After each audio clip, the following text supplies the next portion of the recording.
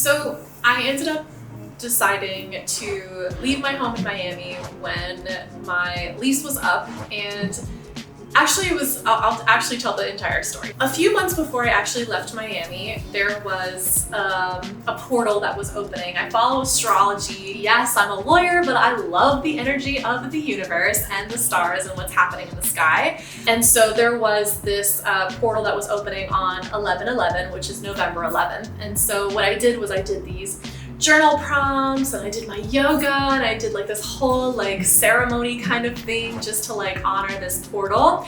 And it was really a time to just put your intentions and your desires out into the universe in order to see them come into fruition. So I had journaled, what is it that I really want? What is it that I really want in this next chapter of my life? And it was very much to travel. I've always loved traveling, and I was like, I just want to get up and go. I just want to see new places, be in different cultures, not even really realize what time zone I'm in, and just immerse myself in what the world has to offer. That was what I was journaling about on 11/11, and one of the prompts was, to figure out what's the next step, what's one step that you can take towards that. And I was like, okay, well, my first step is going to figure out, where do I actually want to live? Where is this magical place that is abroad? Location is important here. I said I would start researching on where I actually wanted to live and work from abroad.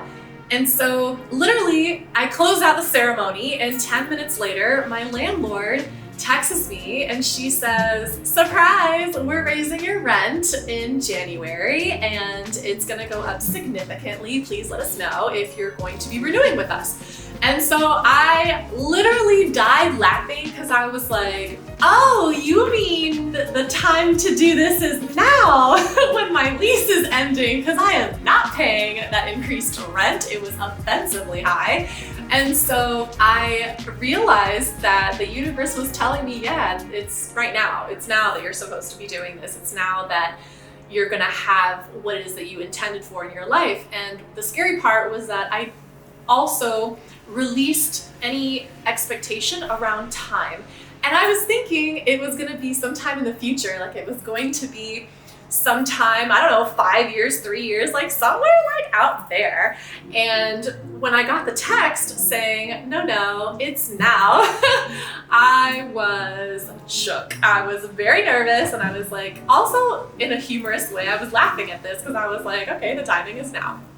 So then I just started preparing for January. So out of, in 3 months, I was just moving things around more like in my mind to be settled in actually moving towards my dream, because I feel like that's one of the things that entrepreneurs kind of struggle with, is that we do have this vision for what we want in our life and how our business is going to support that lifestyle.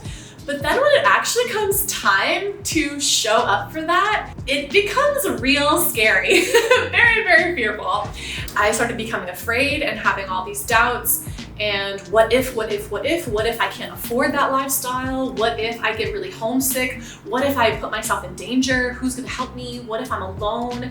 There were all these questions that were coming around for my ego to kind of keep me safe from going after what it is that I said that I want, which is this traveling, untethered law firm and lifestyle. And so my ego was really playing tricks on me. I really had to have help in how am I going to make my mind and my anxiety calm down in order for me to take this next step forward. So once I put everything in storage, I just booked my ticket and I left, and I was very, very nervous. I felt very lost at times. I felt very confused at times. I also felt very joyful, like, oh my God, is this my life? Yes, it is. And it was a lot of emotions that were moving through me when I was actually living this dream that I had envisioned for myself. And before I was actually able to make the leap, I really did have to build my own self-trust, trusting myself that I can handle what it is that I say that I want. And that was really hard. It was surprisingly hard. I was doing all this work beforehand to have my mindset right, and I thought I was building self-trust, in theory.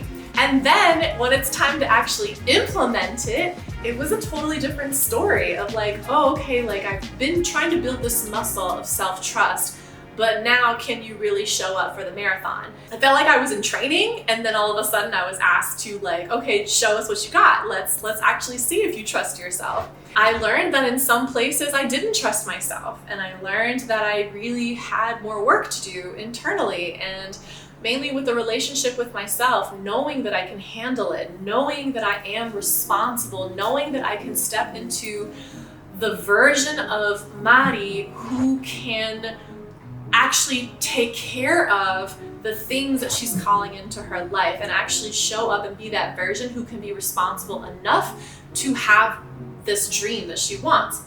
So that was also another learning segment, another way to learn about myself and about my business and about how I can show up in the world as well. Because mind you, I'm doing all of this while I'm still running my business. So I am also trying to move through my own fears and my own self-doubt in order to actually have this dream business while I'm also running the business.